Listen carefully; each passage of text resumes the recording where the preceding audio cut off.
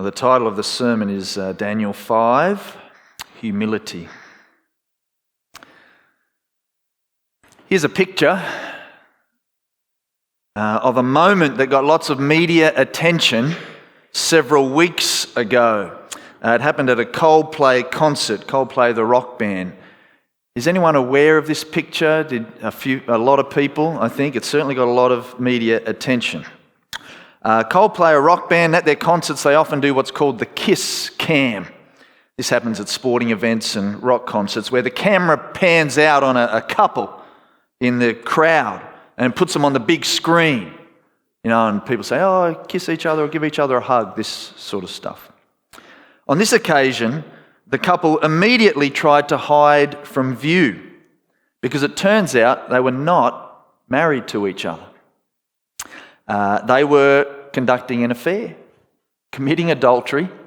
They went to the concert unbeknownst to, his wife, I think, and her partner, if she had one. I'm not sure that she did, the lady, but he was married, this man. They tried to hide, but it was too late. And the footage was put on the internet, and it went viral. And people made jokes about it on late night TV and TV shows. But of course, it's really very, very sad. I understand the man's marriage is now over. I think they both lost their jobs in the controversy and the wash-up of it all. And the fact that it was happening in the first place is tragic. But there they were. Thought what was being done in secret was then done in front of millions of people. And their reaction was telling. This was interesting for many reasons, but for me it illustrates a deep fear in all of us, or most of us perhaps, of being caught out. Being seen when we think no one's watching. Perhaps being heard gossiping about someone when they're actually just over our shoulder. Imagine that. Exposure, being found out in any way. We have nightmares about these things. The Bible talks about this a lot because, of course, it says God is watching all the time. You're on his screen. He sees all our sin, even if we think we act in secret. But also in another sense, we'll be exposed when we try to hide from ourselves the fact that we're going to die, which might be the greatest thing a human being tries to hide from themselves, our mortality. Death will expose how foolish we've been. Most people try to avoid the fact that they will die, but even people who aren't that naive still think death is not going to deliver them to God's verdict. So the Bible is always saying, listen, you are only mortal. You are a dependent creature, finite, frail. You need God.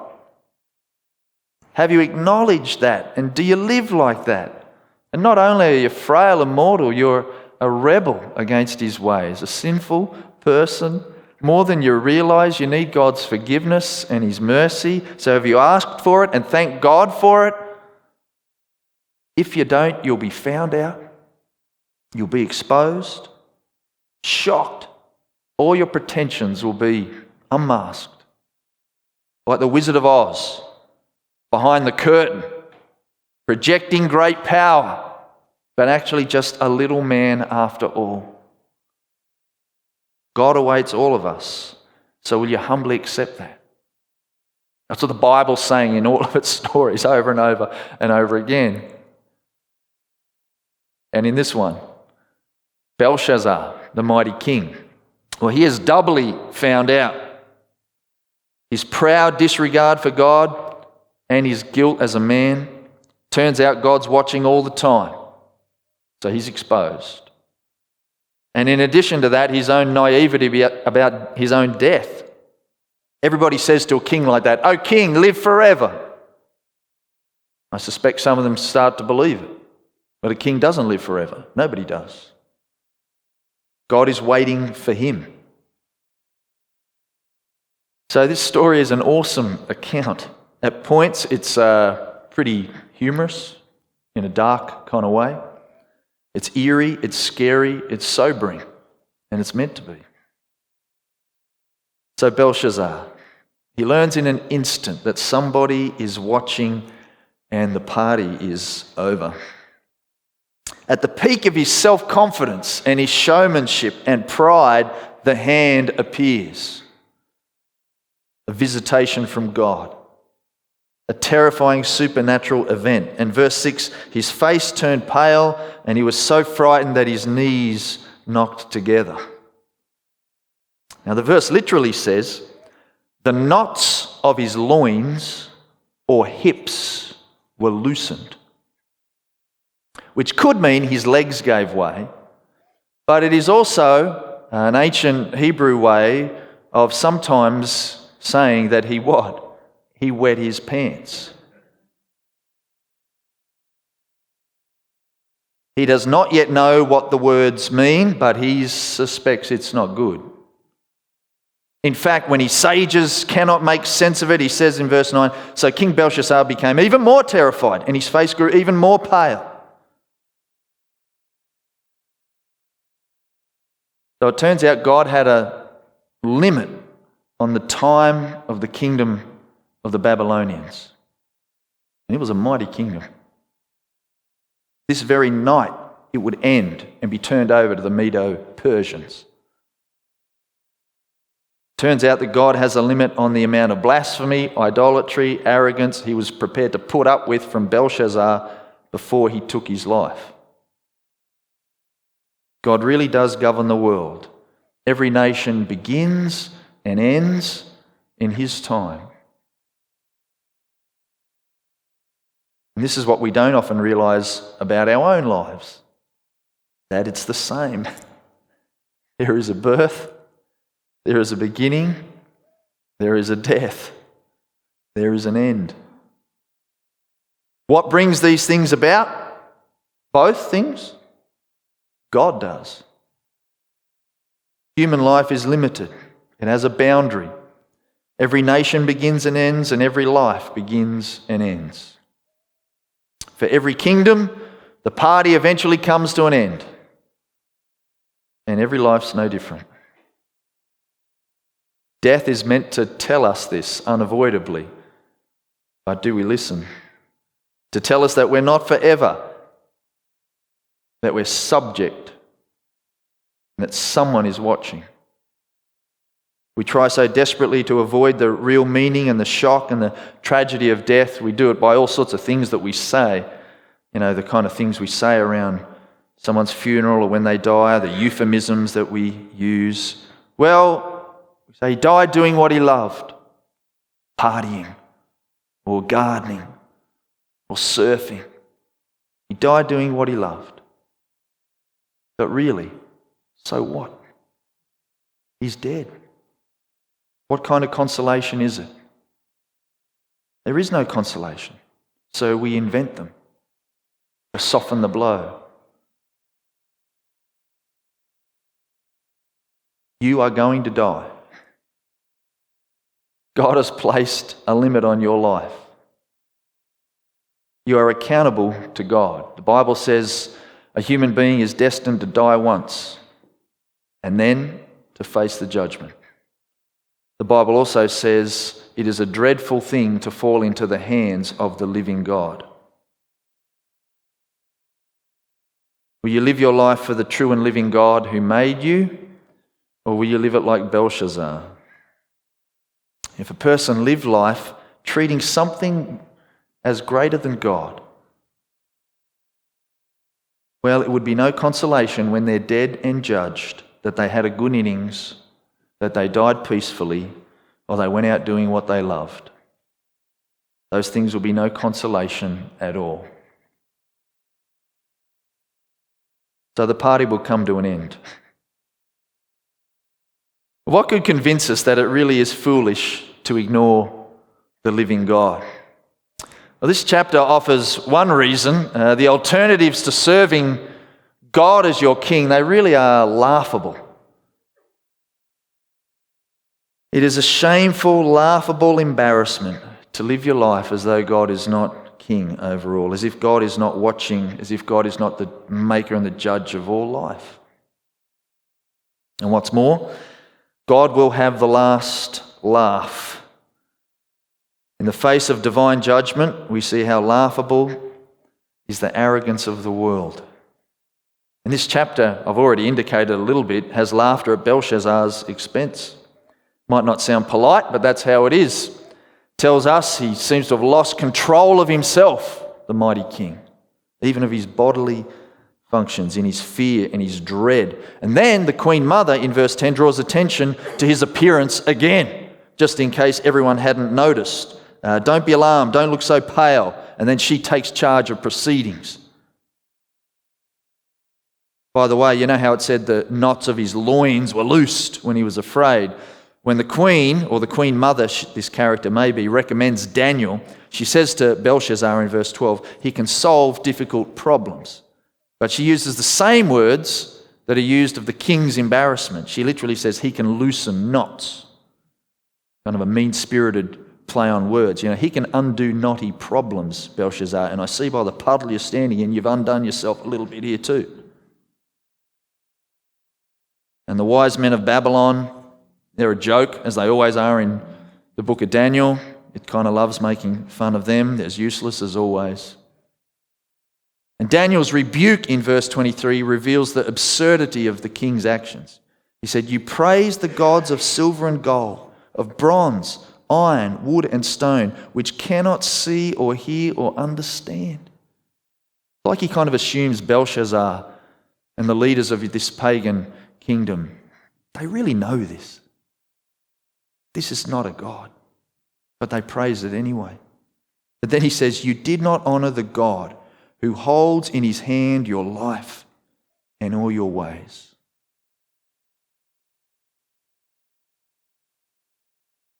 In the face of divine judgment, doesn't the arrogance and sinfulness of the human race really just become laughable?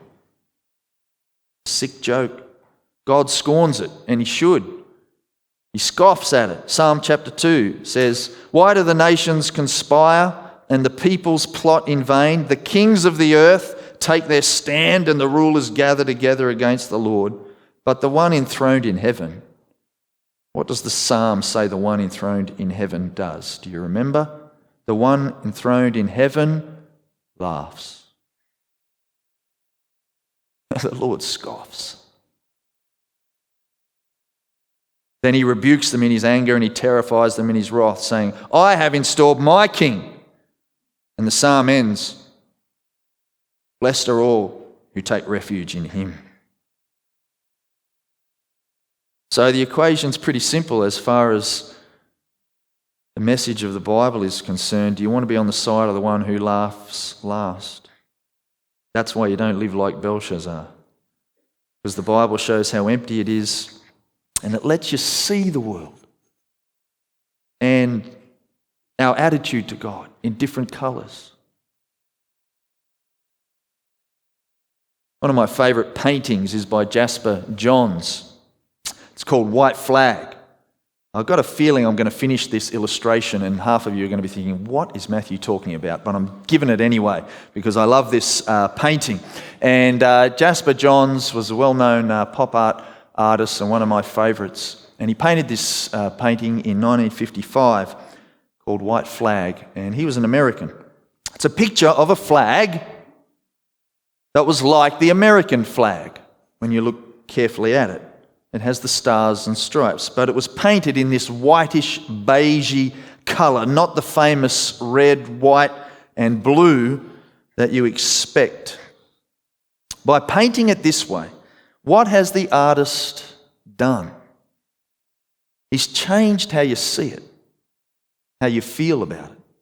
By draining the colour out of it, he drains away the power of the flag to demand your loyalty.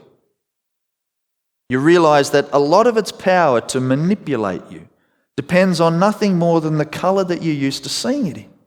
Something as small as that.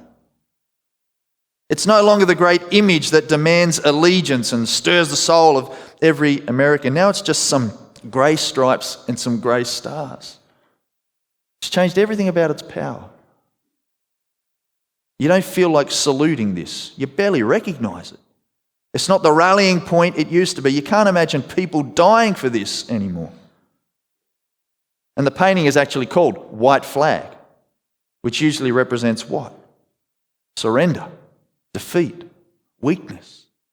One of the most powerful images in the world has been humbled, crippled, and all he did was change the colour.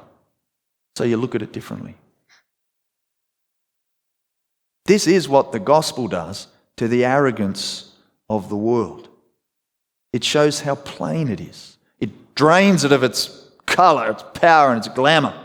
It changes the way we see what the world has to offer as an alternative to God. Now we know it looked so colourful, so imposing, so irresistible. I associated it with success and happiness and safety, but the life apart from God is just grey. Now I know, because I know that Jesus is King. And I know all the idols of the world and the temptations I face seem grey and dull and hollow, not so special and irresistible after all.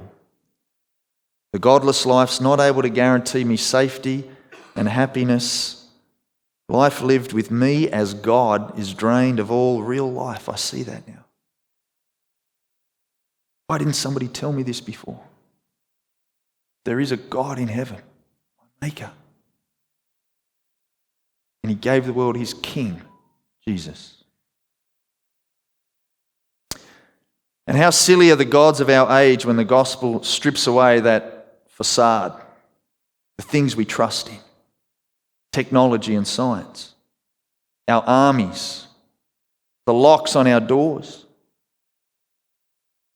the suburbs we choose to live in to keep us safer, the money we tuck away for emergencies. Ultimately, these things cannot deliver on their promises. They can't keep you safe. They can't keep you alive. They can't keep death at bay. And they cannot keep God at bay. We can surround ourselves with whatever we like and put our trust in whatever we like, and it makes no difference. God owns your life. He'll end it when he pleases. Sometimes we think about our life, the things we place to protect ourselves, like airbags. If something goes wrong, I'll be protected. But your life is a car that is travelling at 1,000 kilometres an hour toward a steel wall that's a mile thick. No airbag is going to make any difference. It's coming to an end. God's sole concern will be whether or not you served him with reverence and took refuge in his Son, the King.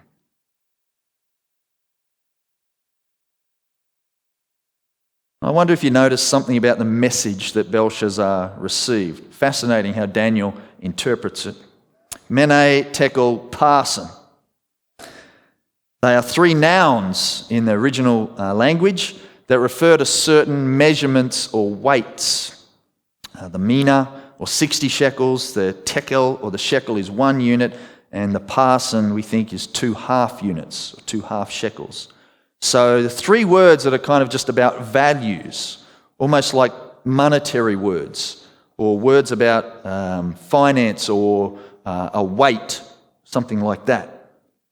But each of these words can also be read as a verb, an action. And this is kind of how Daniel interprets it. It's a little bit like our word pound in English. Pound can be a measurement, pound of flour, or the British pound as a monetary unit. But the word pound can also be a verb. You pound something, a boxing bag. When read as verbs, mene means to number, tekel means to weigh, parsin means to divide. So Daniel interprets it. Here's the valuation Your days are numbered. Your morality is weighed and found wanting. And your kingdom, everything you have and hold dear, is divided and lost. Each says a slightly different thing. God is the Lord of your life, and he ends it now. He's also the judge of your life, and he finds you don't weigh up. And the result of all this for Babylon is the loss of all its power. But the thing I find interesting is that in another way, they're all just different ways of telling Belshazzar the same thing, that he, as the king and the representative of this kingdom, as well as an individual, is going to die. Daniel gives his reading of God's message. You want to know what it is, Belshazzar? You're going to die. You're going to die. You're going to die. That's what it says. And this is also the consistent message of God to us. You've had the wrong values, not valuing God. So what value is the life you live? The wages of sin is death, the Bible says. Romans chapter 6, verse 23. This is his message to us and the verdict on each of us. And on every person except for one. Except for Jesus, of course. We remember, by stark contrast, his values always perfect, and that he was so precious to God. This Jesus of great value dies for sinners who have ruined the value of their own lives. God's message to us should be, you're going to die. You're going to die. Your days are numbered. Your life does not weigh up. And all you've made for yourself will be lost. This is the gospel. We're all weighed and found wanting, so all our days are numbered, and all that we have will be lost. God has the right to take it away. That's what's written on our wall, on my wall. Only Jesus is weighed and found worthy. Only he deserves endless days. That's what's written on his wall. But Jesus says, I've come that you might have life. And he came to die. On the cross, of course, he takes our place as unworthy. His life comes to an end and it's all taken from him. All the bad that's on my wall is written onto him, so that all the good that's on his wall can be written over me. What a God and a King. To take the judgment on himself, to spare the likes of you and me. Now you could utterly depend on a God like that.